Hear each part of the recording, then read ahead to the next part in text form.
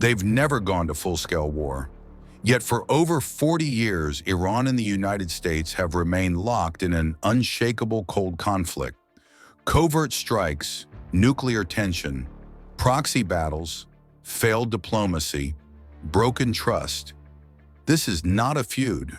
It's a framework, a structure of hostility that is hard-coded into both nations' politics and identity. Today we explore 10 reasons, past and present, why Iran and the U.S. may never fully trust each other, no matter who leads them. Recent developments, May 2025. Nuclear talks, May 2025. U.S. and Iranian officials met in Rome for the 5th round of indirect talks. While the U.S. demands Iran halt uranium enrichment above 60%, Iran insists it has the right to peaceful nuclear energy. Talks remain strained and unresolved. Threat of escalation.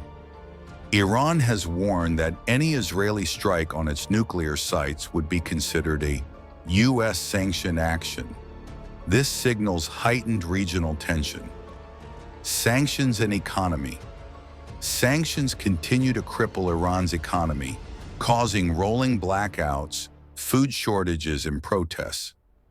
Iranian hardliners use this to blame Western aggression and justify resistance. The 1953 coup. In 1953, the CIA and British MI6 overthrew Iran's democratically elected Prime Minister, Mohammad Mossadegh. His crime? Nationalizing oil. The U.S. reinstated the Shah, a monarch aligned with Western interests. To Iranians, this was imperialism at its most brutal, and America has never fully apologized. It's a wound that still bleeds into every negotiation. The 1979 hostage crisis. After the Islamic Revolution, Iranian students stormed the U.S. Embassy in Tehran, holding 52 Americans hostage for 444 days. For the U.S., it was a national humiliation. For Iran, it was a symbolic blow against Western dominance. No other modern event shaped American public perception of Iran more strongly than this. Iran's revolutionary ideology.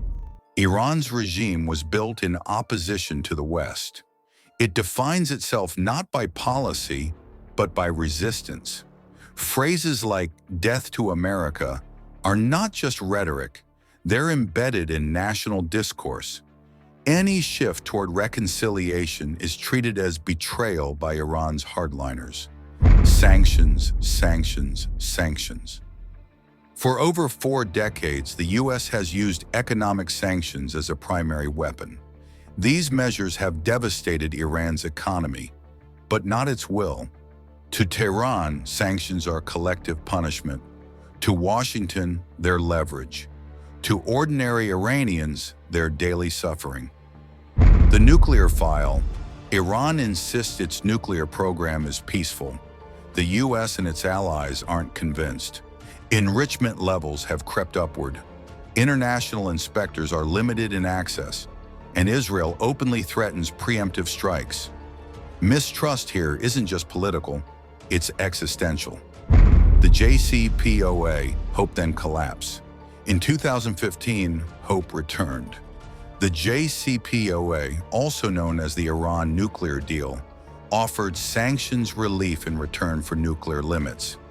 But in 2018, President Trump pulled out unilaterally, claiming Iran violated the spirit of the deal. Iran responded by ramping up enrichment. The message? Deals with America are not worth the paper they're printed on. Shadow warfare. The U.S. killed Iran's top general, Qasem Soleimani, in a drone strike in Iraq. Iran responded with missile attacks on U.S. bases, cyber attacks like Stuxnet, allegedly a joint U.S.-Israeli operation, crippled Iran's nuclear facilities. These aren't threats. They're acts of war in disguise. Proxy conflicts everywhere. Iran funds and trains militias across the region, from Hezbollah in Lebanon to the Houthis in Yemen.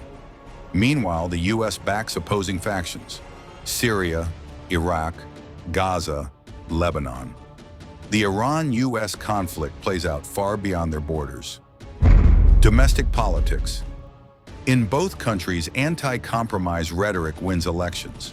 Iranian hardliners rise by vilifying the U.S.-American hawks, win votes by promising to get tough on Iran.